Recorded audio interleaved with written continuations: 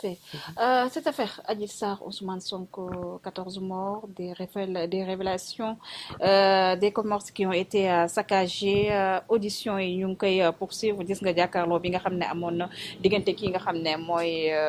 la gérante de Sweet Beauty ak ki nga xam ne mooy la présumée victime Adji Sarr mu indi aussi wax yu bëri Maïmouna on a vu aussi ces audios qui incriminent directement ki nga xam ne mooy Mamour Diallo naka nga gisee cette affaire depuis le début ak fu mu toll nii ces révélations ak it menaces mu dem ba polluer li nga xam ne mooy atmosphère bi fii Sénégal. waaw Diab tu as utilisé un bon mot polluer. Pollution boobu moom la ñuy dund xam nga jàpp tey ban date la tey. Aujourd'hui on est je tey pense le 18 tey avril. le 18 avril. 18 avril tey baril pétrole bi Ouais, ci àdduna bi mu ngi jar plus de $100 c'est vrai. 112 $111. léegi ni daaw mu ngi doon jar 64. Donc ça veut dire que àdduna bi mu ngi jëm ci ay jafe-jafe. Le débat est ailleurs. Ukraine ak Russie ñu ngi guerre. Ukraine nekk producteur de denrées yu bare yu nga xam ne ñun dañ koy jëfandikoo muy blé bi muy maïs bi intrants agricoles yi intrants industriels yi ñu jublu itam ci Russie bi nga xam ni embargo lañ ko teg mu nekk producteur de gaz de pétrole mais ñun isam suñu bopp ñun Sénégal tey jii tey président Macky Sall daf ñu waxoon ne 2022 bi waroon na fekk fële ca Grand Tortue ñu commencé exploiter sunu gaz loolu débat yu am importance war ñoo mën a jëriñ ñu war ñu wax est-ce que gaz bi commencé nañ ko manque ñaata lañ ci manque pétrole bi nga xamante ne mu ngi suñu diggante ak Mauritanie ndax exploitation bi commencé na ñaata lañ ci toll ñu war ñu wax ñun suñu réew mii nga xam ni dañoo dépendant ci lépp ba ci mburu mii ñuy ndogoo te blé bii nar a ñëw am problème dëkk yi koy produire sax ñoom ñu ngi commencé am problème attentument ñun ñu war a préparer taxawal ay industrie yoo xamante ne nañuy def transformation mil bi wala sax xool nu ñuy taxawee mil beeg maïs yeeg yooyu nan la ñuy def ba lijjanti ci mburu balaa déwén problème di am ñuy tegal ñu benn débat ak yeneen i projet yoo xam ne tey moo waroon a gën a nekk lu important wala su ak sax may suñu mun a survie ma yokk la si wala sax suñu ay économiste wala sax suñu ay chercheurs sànq yaa ngi wax guerre Ukraine bi ak Russie bi te ku xam les occidentaux rawatina la France nga xam ne moo ñu colonisé dafa dépendre directement si gaz li nga xam ne mooy Russie bi foofu noonu tey jii Sénégal mu nekk pays boo xam ne mun nañu wax gaz am na fi doole bu baax tey est-ce que ne waruñu toog débat yi ñu gën a accentuer comment on va faire de manière subtile profiter ci guerre bi ba Sénégal voilà parce que ñun déjà gisement de gaz yi ñu gisal tey bu ñu amoon jom dama koy wax ñu am jom nag mooy non ñi c'est jiite vrai réew mi non c'est vrai mais ñi jiite réew mi bu ñu amoon jom heure bi ñu ngi jéem a lëkkaloo ak Nigéria daal di xool nu ñu jàddalewee ak Angola daal di xool nan la ñu jëlee suñu partenariat ñun dëkku Afrique yi xool nan la ñu mën a profiter renverser la tendance parce que gannaaw ñële dinañ am problème mu gaz dinañ am te ils sont dépendants de ça ñun am nañu gaz nan la ñu war a mën a taxawee de telle sorte que parce que dans chaque guerre nag noonu la y a des opportunités na am ñoo xamante ne dañ ciy couler am ñoo xam dañ ci war a suqaliku au lieu ñu am débat boobu ñu bëgg ñu dugal ci un débat excuse-moi de stream man may mun a maa ko bañ te ku ma ciy yóbbu man damaa jàpp ne yow ennemi Sénégal c'est vrai damaa jàpp ni képp ku takk say micro xëy suba ba ngoon di wër ay plateau télé ki site internet pour di alimenter débat bii waxoo ma man dans 6 mois parce que nag mais des deux côtés aussi président Maïmouna Macky Sall aussi des deux waxagu ko côtés ma ne déggoo li ma la wax rek président Macky Sall waxagu ko parce que tey arrangé wu ko parce que tey la vérité buggul Sénégalais yi gis ko tey Sénégalais bu ñu gisoon comment ça se passe comment ça peut se passer après les législatives kon dañ ko naan législative sax du fi am yow yaa ko tal ñun lu ñu tal mooy bu ñu jógee ci lii nu ñuy dundee parce que gis nga pétrole bi bu chéré essence dina cher bu essence chéré transport dina cher bu transport chéré dafay am impact ci lépp luy économie déjà la vérité courant des prix bi économistes yi voilà nee na courant bi après législative la koy Sénégalais yi di sentir teqal nii ne patt pattaaral baril bi nee naa la 111. 2012 ba mu fay toll xuy xamaj dafi amoon. tout à fait tey ñemewuñ ko parce que danoo ragal ku leen sanctionné. donc dinañ fexe ba nit ñi am courant waaye ci leen jëm. la vérité des prix après. voilà appliqué ci leen jëm. appliqué guñu la vérité des prix parce que tout simplement ils ont peur du chaos. parce que ils savent que le chaos peut leur faire perdre les élections donc ils feront tout taf yëngal ba ñu jàll ci lii. buñ ci jàllee nag ñu ne la waaw danoo organiser élection xaalis bi def nañ ko fii def nañ ko fee lijjanti mais lii ci leen jëm. nag nañ xam ne nag gouverner c'est prévoir mënuñ laa dénk réew mi jox la renseignements généraux nga am toutes les informations xam ni fii leen jëm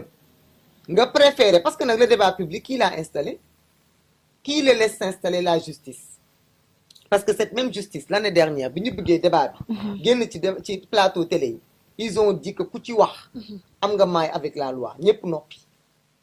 waaye ba ñu jógee commencé di ko wax justice ne noppi di leen seetaan mu nekk une surenchère boo tayee bu kii waxee benn kee xëy suba wax ñett kee wax juróom keneen ki wax fukk ñu bëgg ko continuer noonu dama ne ñun sénégalais nañu am suñu fulla revenir à l'essentiel et quitter ce débat xam nga l'essentiel mooy lan l'essentiel c'est de dire aux sénégalais attention seen parrainage ñi nga xamante ne yéen a ngi koy joxe ñi ngeen koy jox doyewuñ ko dara lu dugal ko ci ay tiroir pour tere ñi leen war a représenter ñu dem jóg leen ngeen parrainer namm leen seen ay pièces d'identité préparer leen récupérer assemblée nationale bi ndax récupérer assemblée nationale bi du bloquer réew mi de mais empêcher président Macky Sall bu fekkente ne dafa bëgg a jël ay projet de loi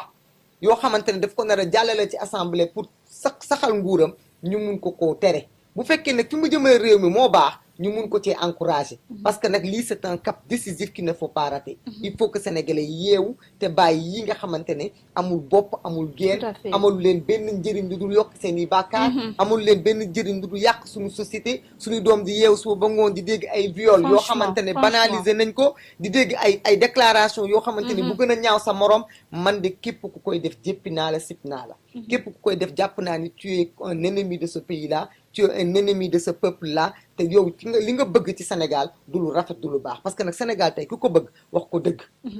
suñu baykat yi nañ leen a préparer seen li ñu yor ci dund bu ñu ko bazarder bu ñu ko jaay parce que lii ñëw ëllëg xamuñu ko dañ leen a war a wax langage yu dëgg tey képp ku jublu ci korité wàññil denc képp ku jublu ci tabaski wàññil denc parce que ñi yor ñoom pays européens commencé nañu déjà wàññi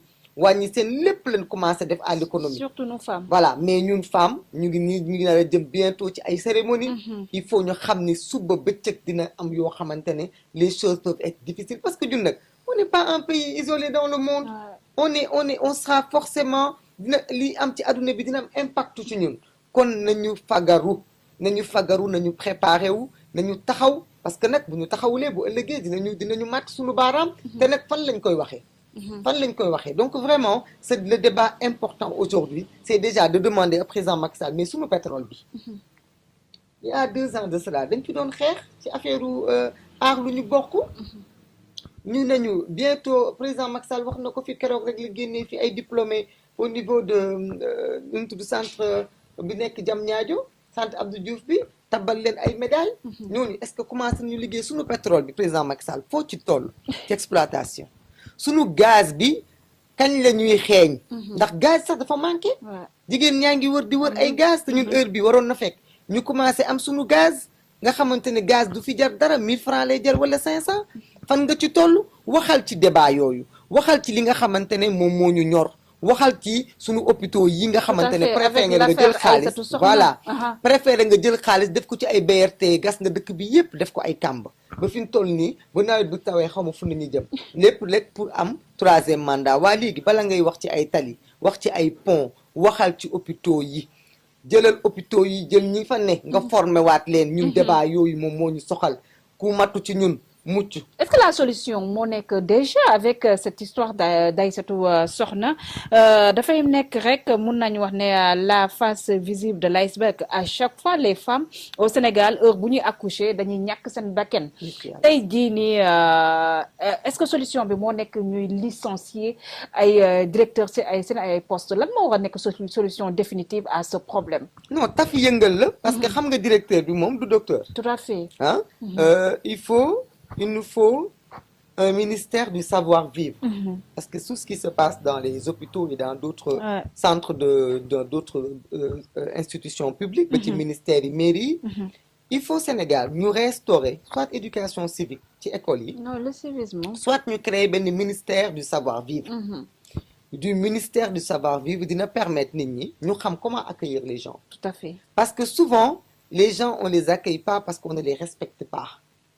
dañu am benn déshumanité boo xamante ne du ñëpp nag manque d'empathie. vraiment du ñëpp nag parce que man personnel santé xam naa ci ñu bare ñoo xamante ne wax dëgg yàlla ay nit la ñoo xam ne nit ñu am yërmande lañu nit ñu bëgg li ñuy def la encore une fois bu ñuy wax ñi baax taxuñu ñuy wax ñi bon moo tax ñuy wax kon ñi baax nañ ñu jàppale sax ci ñu génnee ñu bon ñooñu seppi leen ci seen biir parce que am na ñoo xam ne nag situation sociale bi moo tax ba ñu dem defi santé mais xëy na ku leen bàyyoon vétérinaire la ñuy def ñoom xotti ay nit ak i teppi loolu la ñu war a gën a mën a def que di naan dañuy faj ay nit mais ñàkk liggéey ñàkk xëy jàng nga ba pare toog nga defoo dara santé fi ne nga dem dugg ca mais santé ki koy def da koo war a bëgg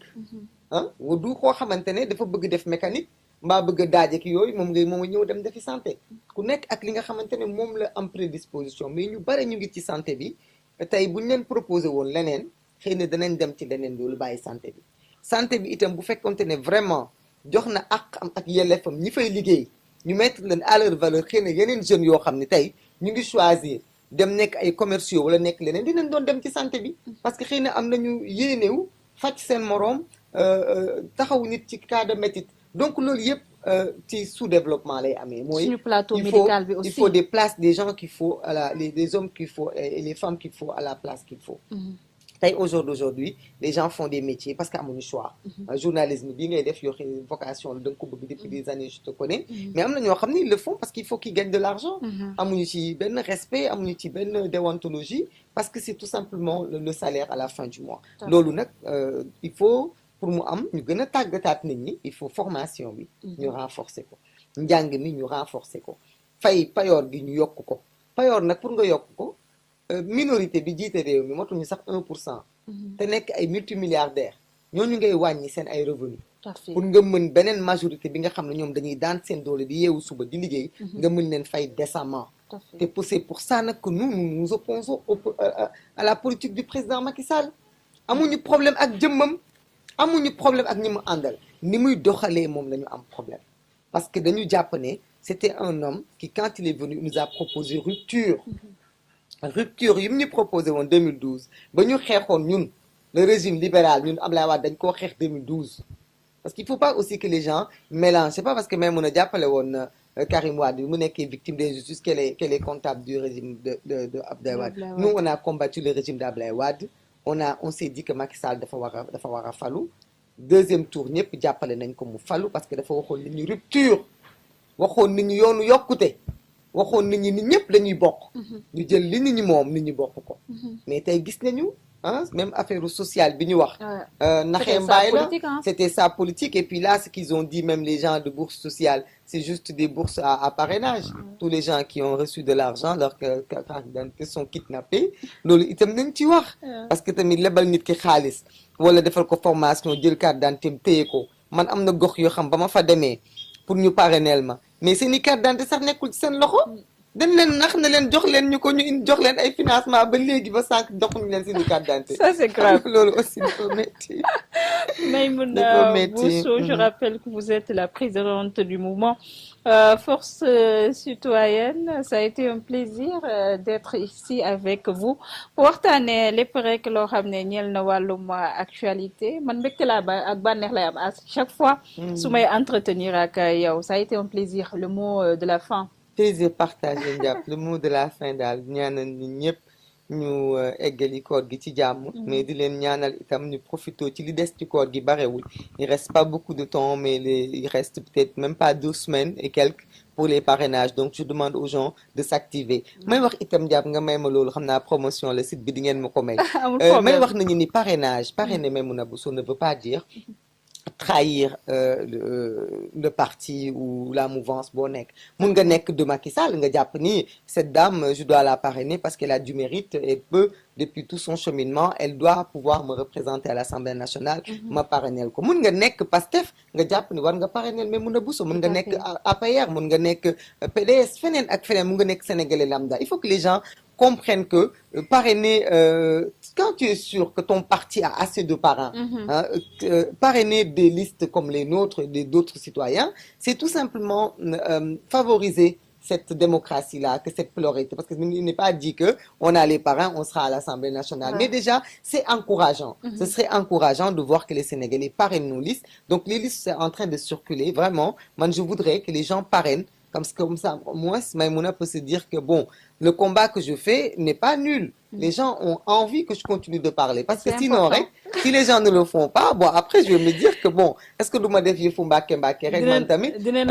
muuroo kol bi dem toog jàpp sama njàmbur. Merci beaucoup. Je pense que message bi jàll na inchallah rabbi population yi dinañ la parrainel Maïmouna parce que yaa ngi def liggéey bu am solo par rapport ak jigéen ñi da nga wax di gën a vulgariser aussi cette facette aussi de Maïmouna Bousso. De ce fait les Sénégalais au-delà de la femme politique bi nga xam ne peut-être moom la ñu la xamee y a un travail bu mag boo xam ne yaa ngi koy def derrière pour jàppale jigéen ñi. Merci beaucoup. waaw loolu nga may ma foofu rek déjà njàpp on t'invite ah ñun jigéen ñi ànd ak man am na si ñoo xam dañuy def ay transformation céréales man mii maa leen di jàngal nu ñuy mooñee man mi maa leen di jàngal nu ñuy mooñee non da ngay jël benn jour moo xam tam xarit wala beneen événement boo xam ni da ngay ñëw ak ñun ñu won jigéen ñi nan la ñuy defee cere yi nan la ñuy defee araw yi ça sera avec plaisir voilà comme ça aussi ñoo xam ni ñun du ci politique bi rek la ñuy yëngu inchallah merci beaucoup merci aux internautes ñu loon ñu topp di ñu suivre suñu différentes plateformes yi on se donne rendez-vous peut-être demain inchallah rabbi beneen invité bu ñu nar a seeti d'ici là prenez soin de vous et restez en compagnie de nos programmes. Merci.